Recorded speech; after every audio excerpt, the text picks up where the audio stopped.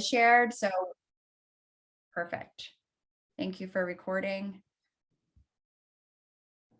And well, I'll just send out a massive apology to everybody and make sure that they get recordings. But if you do know anyone who is planning on coming, please send this link over. And like I said, I'll just keep checking out my phone as much as I can and see if any notifications pop up here. Okay, can everybody see my screen here? Yes. Okay, wonderful. Thank you everyone for joining us today. I apologize. I know that there were some technical difficulties and I am comically intimidated by technology, and rightfully so. It always beats me. And I even splurged and said, I'm going to start paying for my own Zoom account, and I still can't quite get it. So I apologize if anyone had technical difficulties getting in. We did want this to be password protected because we've had some Zoom bombs in the past. So my intentions were good, but my implementation was a bit failed. So I apologize for that. And I'm glad for those of you who were able to make it. And like I said, please share the link that Amanda dropped in chat in case you know anyone that wanted to show up but is probably stuck in the Zoom abyss right now. And with all of that said, I'm really excited to have all of you here today. I always say this, but I wish we could spend more time in person, because I know that sharing of energy and ideas is so important for driving our work. And these are ways that we can still continue to come together and be reminded of the impact that we're having in difficult times.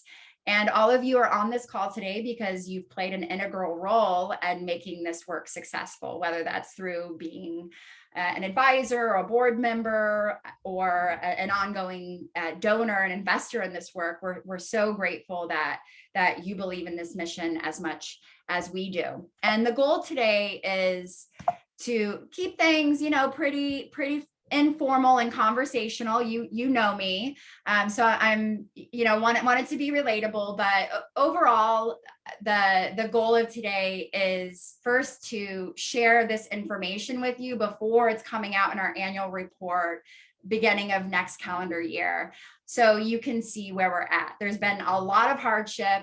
We've gotten a lot of questions about the political circumstances right now in Nicaragua, and thankfully we do have our couple members of our local team that joined us today. And today we're going to start by doing a very quick high-level overview of where we've been as an organization and where we're at today. I think it's always important to see how far we've come despite all of the challenges. And then I want to lay out sort of the macro level challenges of the environments that we're working in. I know many of you are familiar with the context, but many of you have never been there. And I think it's important to step back and remind ourselves, wow, this is a challenging context that we're in. And then the bulk of the program is to really walk you through our programmatic approach, so you can see how we're implementing our programs. And really, you'll notice that our goal is to disrupt the dropout trajectory that we're seeing in rural communities. And then finally, we'll share some preliminary data. And if anybody has any questions, we'll open it up. And like I said, this is very informal. So if you have to take a bio break, please leave, drop thoughts or questions in chat as you please. Or if you have to bounce, I understand as well. So please get whatever you want out of this today. And I'm just really grateful that you're here. So quickly, a quick overview of where we've been as an organization. We started back in 2015, and it was simply an idea to do an education pilot with coffee farmers in the area. And our goal at that time was to educate local teachers, provide technical assistance to them, and also do a harvest camp with kids. And at the time, we had about $8,000 in our bank account. We were doing everything on Excel, and we reached 84 children. Fast forward to today, 2021, and our most recent numbers show that we have impacted over 19,000 children cumulatively since the initiation of our programs in between 2016 and 2017. And we're bringing in over $500,000 in revenue. And a big milestone for us is getting buy-in and support from the Ministry of Education. And so that's a big bounce from 84 kids back in 2015, now reaching over 20,000 people in very remote, hard to reach communities. So that's something that we should all be so proud of. And it hasn't come without its road bumps, its challenges along the way. We endured a political crisis in 2018 when a lot of nonprofits shut down and the economy was stalled and a lot of talent was driven out of Nicaragua. And of course, in 2020 with the pandemic. And this was a massive challenge for us to figure out how we can innovate and still provide support to children and be a pillar of support in communities that otherwise are often neglected. So those challenges, I think, really forced us to figure out our strengths as an organization, our mission, and standardize our work along the way. So we should be really proud of how far we've come. And from stepping back and remembering why we're doing this work, and it's, you'll hear me talk a lot about Nicaragua today because that's primarily where we have our presence. And I think many of you are most familiar with that context, but this is a global problem. And in our lifetime, we're going to see more inequality between urban and rural areas. And I'll show you some numbers that indicate that.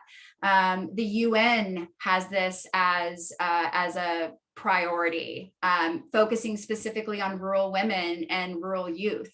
So we're tapping right into that. And we know from our best estimates that in Latin America alone, in coffee growing communities, there are about 2 million children that don't even have fundamental access to school. And we're talking about basic education, a fundamental education where you can learn to read and write and have any chance of stepping out of the informal job market. So we're working on a big problem here. And in rural Nicaragua, the numbers show that. In rural areas, we see about 4 out of 10 kids drop out before primary school, but compared to their urban peers, it's about 10%. So we know that this is creating more of a divide between rural and urban areas, and that growing inequality is going to create macro level problems for the region, both politically and economically. So this isn't just affecting these specific communities, it's creating political tension because of this growing divide that we're seeing over years. And we're also seeing this in terms of literacy outcomes. This is always a good measure for what sort of education people are receiving. Rural youth are significantly more likely to be illiterate compared to the overall population. Now, it's estimated that over 80%, and some estimates say an upwards of 90% of Nicaraguans overall are literate. And if you look in rural communities when kids should be reading, at about 4th grade is when they should pick up very basic literacy. We're finding that only about 30% of them have the ability to read simple sentences. So rural youth are simply being left behind. And why is that happening? It's happening because schools are really hard to reach. It's just physically difficult to get to a good school. And the commute itself can be lengthy, it can be dangerous, you can be assaulted, you can have things stolen. So it is a risk that you take just choosing to go to school. And another reason why we're seeing this divide and fewer opportunities in rural areas is because teachers aren't prepared to do a good job. There's not investment from the government, the Ministry of Education, in improving the teaching quality among rural teachers. And this is largely a result of poor governance. And of course, you hear that maybe there's some incentive for keeping this particular population uneducated because they become low-skilled labor that supports the booming agricultural industries nearby. But that's a short-term vision because it also creates political and economic upheaval. And that's something that we're seeing right now in the region. So teachers aren't there to mentor. So even if you get to school, you don't have a good teacher. And finally, another point when rural children are particularly vulnerable of dropping out is when they're going from elementary school to high school. It's primary school to secondary school. And that transition is vulnerable for children because most of their parents didn't go to secondary school. Sometimes they don't even know how to navigate that transition, and there's no mentorship to navigate it. And also, it's completely reasonable for parents to consider lost wages that their child could be earning for the family. And also, even though school is free in these communities, there's a lot of additional fees. Uniforms aren't required, but it certainly helps morale. It makes kids feel good. There's fees often for books. Sometimes parents have to help co-pay for a teacher. They have to co-pay for food, and these just simply might not be resources that families have. So even though it's masked as free education, there's still a significant financial burden to poor families. So what does all of this mean? It means that kids in rural areas are becoming more and more susceptible to being recruited by not just the informal job market. That's sort of what we talk about. Okay, kids aren't in school because they're earning money. That's a piece of it, and that's certainly a short-term gain for families. But kids are also being recruited by the drug trade, by gangs, or they're migrating more and more. We're seeing in Nicaragua more people migrating from rural to urban areas, but they don't have an education to find a job that could provide them a ticket out of poverty. We're also seeing more unwanted pregnancies in rural areas. And I believe, this year there were more immigrants on the southern US border detained than any other year. It was a record 1.96 million individuals detained at the southern US border. So that is certainly indicative of the lack of opportunity that we're seeing in these regions. And specifically in Nicaragua, just to drive this point home even further, about 40% of the Nicaraguan population is considered rural. It's shifting between 50 and down to 40% because, like I said, we're seeing more migration out of rural areas because of the lack of opportunity. But when you look at the wealth divide, you'll see that among those living in poverty, 84% are in rural areas. So if that doesn't drive the point home, I don't know what else will. This is a completely disadvantaged population that needs support, that doesn't have support from other nonprofits or clearly the government. So our being there is an honor for us, and we also recognize it's a responsibility to become a pillar of support for these communities that are otherwise, like I said, continually overlooked. And just to give another sense of what poverty is like, we're talking about people living on less than a couple of dollars a day to make ends meet. And that keeps people stuck in absolute poverty. And that's for a lot of reasons, but a big reason is because if you don't have the skills to get into the formal job market, you're going to be stuck in laboring jobs for your entire life. So how can we help more and more people inch out of those circumstances? And with all of that said, we work in a challenging context. Political instability, there's a changing climate. We're seeing generational poverty that's hard to get out of. You face the isolation of being in a rural community, and of course, there are gender inequalities that have since become exacerbated as a result of the pandemic. And, at Project Alianza, I think one thing that all of us share is this belief that big problems require big solutions. And it's an opportunity to lean in to the challenges and to innovate and use the resources we have available to find the right solution. So that really is something that I think encapsulates all of our beliefs, all of us sitting on this call today. We know that big problems require big solutions. And at Project Alianza, our goal, our vision is to reshape education at both a grassroots level and also a systems level. So rural youth can have opportunities to have a better life for themselves.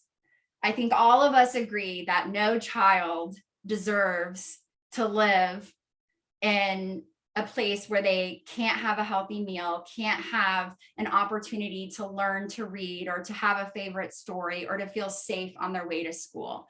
And this is every single day what our mission is to change. We want to change this reality for children. And what that looks like in action is this. We employ a community-based model, and the flagship program of our work that we're continuing to grow is to train local women to become community educators so they can improve access, the quality of education, and children's motivation. And we also work with the Ministry of Education. We provide our impact reports to the ministry, and we help train teachers on improved methodologies, and we build schools to enhance the existing rural education system. So our approach is both empowering from the grassroots up and working with the Ministry of Education to have influence on the rural system overall. And I'm going to walk you through what that looks like. So we improve access by, building schools essentially, and making sure that they're in communities that are underserved. So they're communities with high dropout rates, low enrollment rates, and oftentimes not enough educators to provide quality education. So we partner with the Ministry of Education and make sure that all schools, if they're not registered, become registered, and we help provide infrastructure support, and we help enhance the quality of education in the classroom. And as you'll see in this picture, most of the leaders, most of the volunteers are mothers in the community. They're amazing women that are leading these efforts to make it possible. And as a result of our community mobilization, we take schools that look like this. This is formerly a school in Jinotega, Nicaragua, and we replace them with schools like this. And we replace this with what seems like chump change from the US dollar perspective. This school was our very first school build sponsored by Volo Foundation. And it was the most complex build we did because we didn't know exactly what we were doing. But it was done for about 50,000 USD. And it looks beautiful today. They've added some new features as well. I think this is an older picture. So this is what we're able to give children through our presence within these communities and the wonderful fundraising we do in the US. And then the second piece of our program is, like I said, our flagship program is to find women that have leadership potential and empower them to become community educators. And what's amazing is that we also offer all of the women have an opportunity to get scholarships to continue their own education. And one of our employees bought her own home this year. And most of our community educators end up going back to university themselves. So we're not only transforming rural education for young people, we're doing it for adults in the region as well. And all women in our program have they receive professional development training. So they learn how to build out resumes, how to collect data, they get professional uniforms. So there's a lot of pride in this position as well. And one of the key components of our program is identifying children that are most at risk of dropping out. And a proxy for that is looking at children who they don't have fundamental literacy skills by fourth grade. It doesn't matter the age of the child. It matters if they pass up to fourth grade and they haven't begun reading. We know that their chances of going to secondary school are pretty much slim to none. And if they continue on that trajectory, they'll just slip through the educational system without these skills that could serve them later in life. If a child does drop out but has literacy skills, they can go back and learn to read and attend secondary school at a point that makes sense for them. But if they don't acquire that skill, they tend to stay engaged in the informal job market, which is, really what we want to avoid. And then the third component of our program, like I said, is improving the motivation of children. And we know that especially girls, are very vulnerable when they're transitioning from primary school to secondary school. So we provide what we call, it's a conditional cash transfer to the family, which offsets school costs and offsets lost wages that the child might earn. So essentially our goal is to raise a family's income, so it's not more desirable for their child to enter the informal job market entirely. We want to make education a competitor with all of these other social drivers that might keep kids out of school. And also girls in our communities have the opportunity to go to girls camp, which is a big hit for us. And families receive ongoing mentorship who are part of our program. So we're really excited about this program and see a lot of potential for scale within El Salvador and Guatemala as well. And if you haven't picked up on it, our most amazing asset at Alianza are amazing women. Here's my little stock photo of Wonder Woman, because as Amalia points out, 80% of all volunteers in our community and all parents that show up and the parents that travel to our office are mothers. Women are the bedrock and the strength of communities, and therefore the bedrock and strength of Project Alianza. And I want to give you a couple of examples. During the pandemic, the government had essentially no response, and people were they didn't know what to do. So communities had to organize themselves. These rural villages had to figure out their own safety measures, and Project Alianza supported that. All of our community educators went out and led a massive public health campaign in rural areas. And then when schools were shut down, we bought airtime on local radios because children don't have electricity. They don't have access to the online learning that's offered to kids at urban schools, but they do have battery operated radios. So all of our community educators went out, prepared communities for this, and provided interactive workbooks that you'll see this child in the picture here doing, so that they could do this work while schools were closed down. This was key because this specific population of children across the world, this was talked about widely during the pandemic. This specific population, if they're disengaged from the educational system, they're out of it. They're out of the education system for good. So we had to get really creative really quickly to figure out how to keep kids engaged in school. And remember, many parents in the communities don't know how to read. Well, this was also an opportunity for them to learn how to read along with their children. It became a family engagement activity. And we found out that parents loved this just as much, and they were hungry for more, which was really cool. So we had a lot of engagement. These were completely participatory programs, but we reached over 9,000 people in remote areas throughout El Salvador and Nicaragua during the pandemic. And we're really proud that we're able to maintain such high level of engagement. Another example of how community educators and women come to the rescue is, unfortunately, around this time last year, one of our communities was decimated by a landslide as a result of Hurricanes Eta and Iota, producing strong winds and rain that the region wasn't accustomed to. So this is a very remote community, and not only did families take shelter in our schools during the strong storm, but we were able to mobilize our community educators to step up and respond. And this past year, we have supported over 5,000 families in climate vulnerable areas that were affected by the storms. We did aid and supplies distribution, and we also provided mental health support as well as shelter for families. And we're still continuing this project. We're doing programs led by our construction team and community educators to provide fundamental lessons on how to secure their homes or where to go, and an evacuation plan and a safety plan for future climate events, because we do anticipate more and more climate events in this region. Again, all possible as a result of our community-based programs. If we were a big bureaucratic organization, this certainly wouldn't have happened.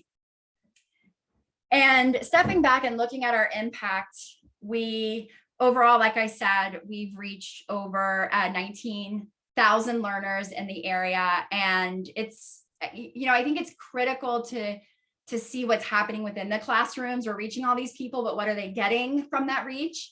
And all of the students that we work with have wash classes. They have access to deworming medicines, toothbrushes, and get healthy meals at school. Why? We're not a health organization, we're an education organization.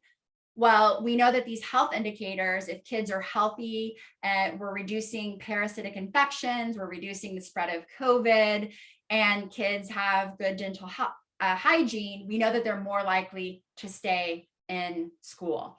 That's why we focus on that. All of this comes down to helping provide better futures for these children. And here's a look at some of our preliminary indicators. We're still collecting a lot of this data, but thanks to our amazing team for getting out in the field in October, so we could be prepped before the holiday season. And thanks to Tyler for all of his work in Salesforce. What we've seen so far is these are kids that were at the highest risk of dropping out, and 34% of them in our program that lasted 5 months after a pandemic became literate. They reached the standards for becoming literate children. And that is huge because we just disrupted the dropout trajectory for those children. And like I said, this was during a pandemic, during still what's an ongoing political crisis. We're still seeing these positive outcomes. And I know that they're going to get better with time as we continue to improve the quality of our programs.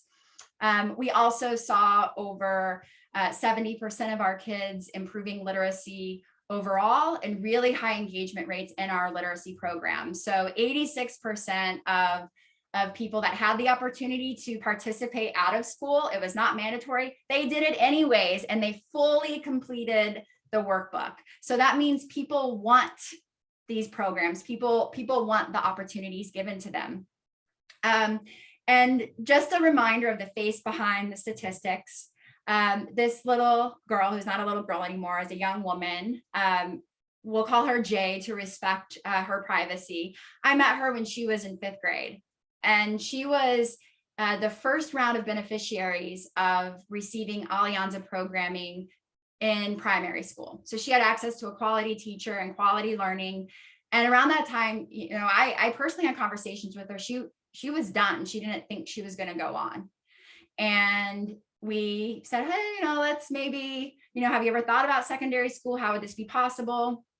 And in the end, the family moved to be closer to secondary school. She enrolled, and she became part of our scholarship and mentorship program.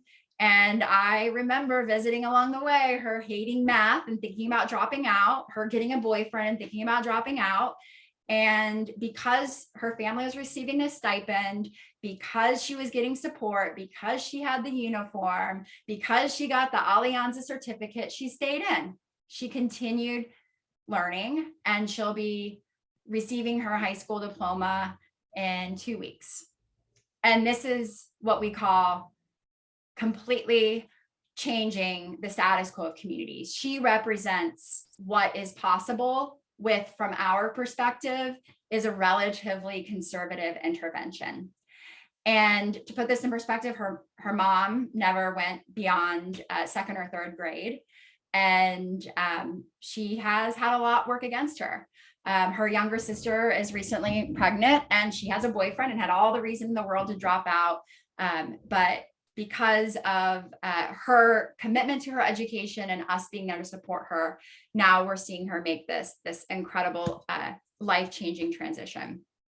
And that's true of all of our scholarship students. Like I said, we see this as a really promising program because it's all led by local women who are from rural communities, and they're providing this critical mentorship to girls. So we're the average dropout in rural regions where we work is about 35%. So about 65% of kids will stay in school and continue from one grade to the next.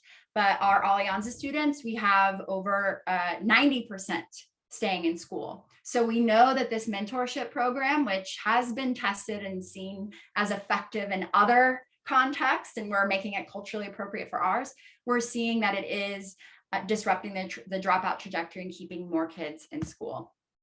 So that is all I have to share. It was a lot on you, a lot to absorb, but I hope that you're proud of being part of the Alianza family, and proud of how much we've grown and how many lives that we've changed. So I just want to take this time to say thank you so much for all that you do to support us, for those who have been an emotional support for me along this journey, and our incredible team on the ground that has been there through this hardship. This is a family and a team effort, and I'm really proud to be part of this mission with all of you.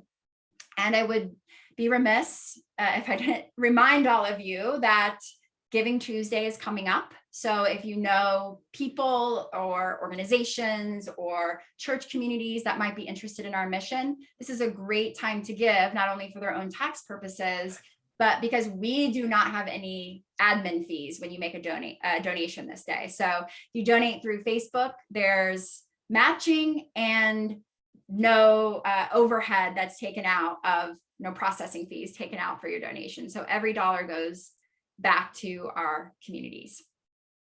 And that is all I have to say. Oh, this is an interactive map that Tyler made for us as well. So we have a live tracking of the work that we're doing. If you ever want to check that out, we will share a QR code with you eventually. And with that said, I will bounce off of here. I've seen a few more of you come and go, and I will open it up to you. Does anybody have any thoughts, questions, concerns?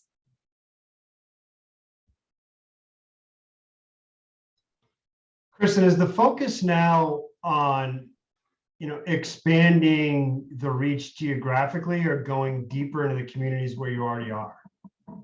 Both. Right, such a cop-out answer. And this is sort of the question that keeps me up at night. I think right now, with all that's going on politically, and given sort of our disconnect as a team, that we're at a point where we've proven reach, we've proven scalability and interest through high engagement levels, and also buy-in from the policy level.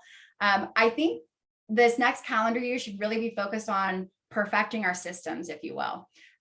We're training our team on Salesforce so they can be entirely in charge of data collection and analysis. So kudos to Tyler for building out a bilingual database for us. It's been a lot of work over the past couple of years.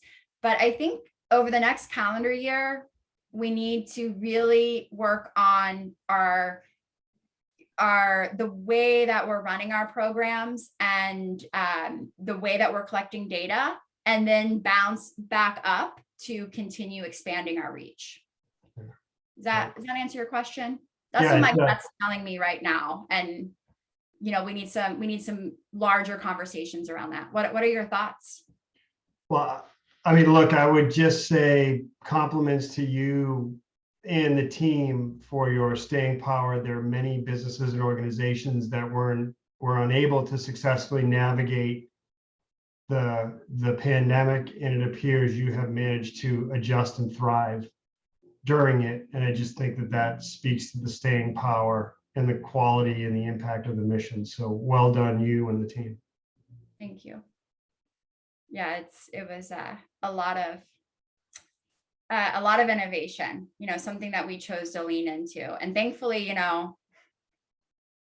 we have our supporters. We had, people that believe in us, that invest in the work financially, and that allows us to do that. And I'm so grateful for that, because I know that not everyone has that opportunity. So, I appreciate that opportunity and that investment. And I can guarantee that those dollars go and they're spent in really meaningful ways.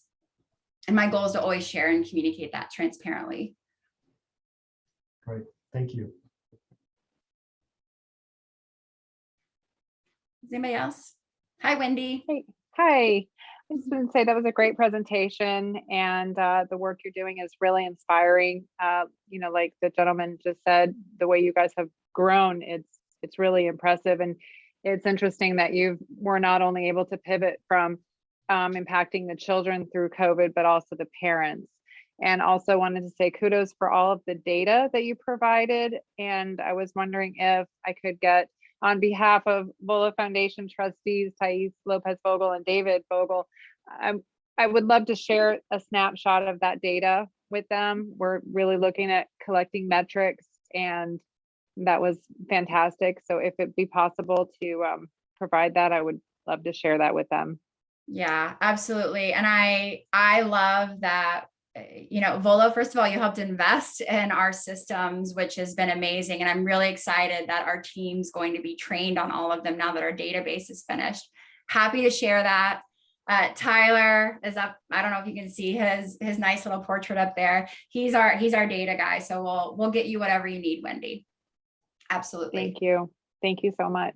Great job.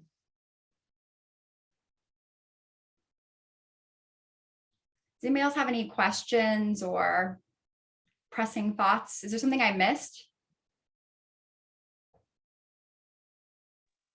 Can I ask this one more question? Are you making any effort to teach English? You're talking about an influx of immigrants to America, and it would be helpful if people are coming to America, and maybe even universities within the United States, to be able to have English as a second language.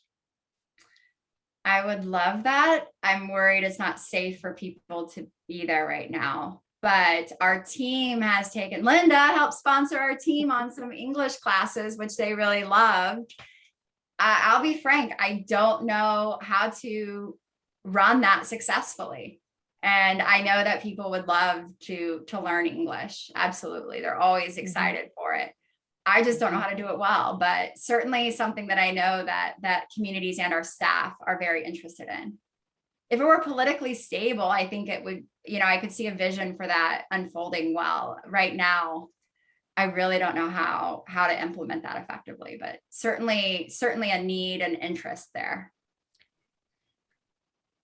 So I'd like to piggyback. Oh, I'm sorry. I have a question about that. Are you talking about English for children or for the team? Just for whom are we teaching English to? I mean, it was really an overall question, for starters. But I suppose children may have more of a capacity to learn English quicker, but I don't know that would be, only for them. But I was thinking there are other organizations that do have that skill set and do have volunteers or people that go out to different countries to do that. And maybe you could, if that's not your skill set, maybe partner with an organization. It's just an idea. I don't know if that's even happening. That was my first starting point. Well, I was going to say, I remember we were planning on this. Wendy, we might have had a conversation before COVID. We just met a gentleman who had been doing that in a more urban setting in Nicaragua. And he heard about our organization, visited us and said, oh, I want to launch this with you all. And then the pandemic hit. So, yeah, I mean, it's just the communities where we are so different. There's really not a foreign presence there at all. There used to be hostels and restaurants and tourists, and where we are, that's just not the case any longer. I really wanted to get back to that. Yeah, we were going to come visit you this year and we weren't able to go because of such a hostile environment there. Yeah. Kristen, I have a question that's a bit, hi everybody. It's great to see some of you again and to meet the rest of you. My name is Amanda. Kristen, what about ongoing fortification, if you will, of in-country staff, and is there opportunity for Project Alianza staff in country to become thought leaders or training of the trainer leaders with other educational efforts? I recognize you're also doing so many other different things at the moment to address some of these health needs so that children can successfully go to school and learn. But yeah, so ongoing training or just general sort of, yeah, development of your in-country staff, and how can we leverage in-country staff? Is there even bandwidth for them to influence other folks in the field? Oh, who said, did I interrupt someone?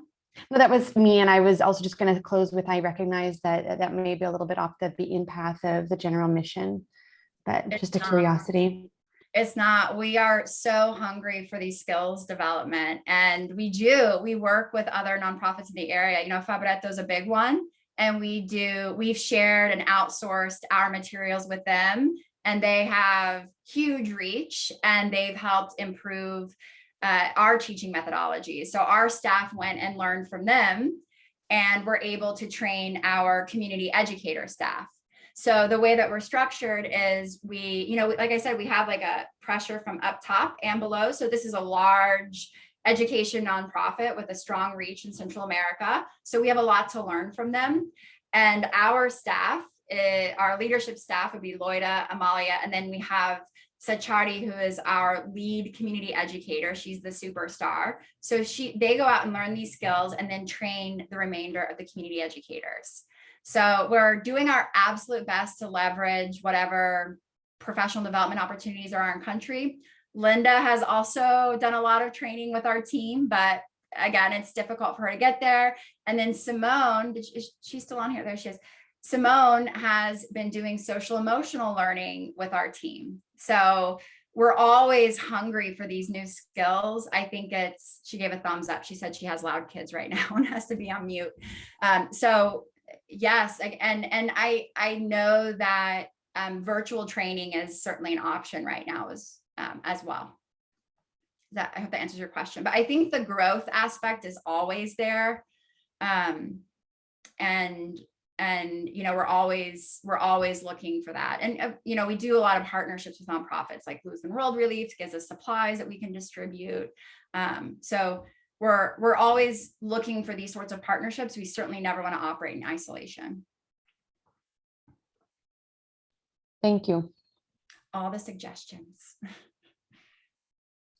Kristen, I was a little late, but I'm curious, did you talk a little bit about the upcoming camps for the young girls? Oh, are you excited for the camps? I haven't yet. I don't even remember when they start. December, I think. December 13th. Yeah. I didn't. Oh, sorry, Tyler. I saw Tyler chiming in there. Did you want to say something? That has the dates exactly right. Well, they're starting the 13th. The 13th. Okay, cool. Yeah, we're really excited because we couldn't do them last year because of COVID. So we invested that money back into the mental health support we gave families affected by the landslide, and which, you know, is a great use of funds. But yeah, this year we're really excited, and we want to grow that program even more because it's such a wonderful space to provide girls at this age.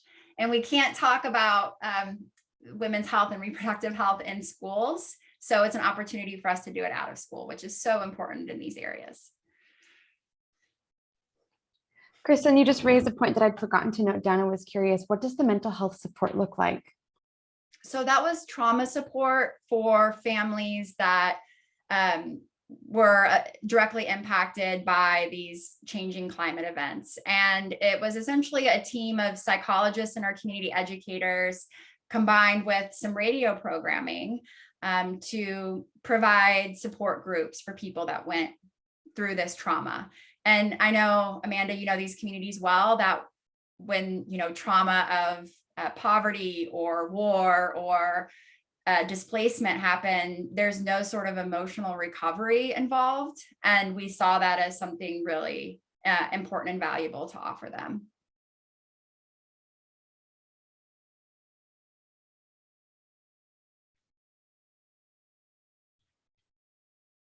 Does anybody else want to chime in? I don't have all the answers here. And you can jump off whenever you like, because we're almost at the hour.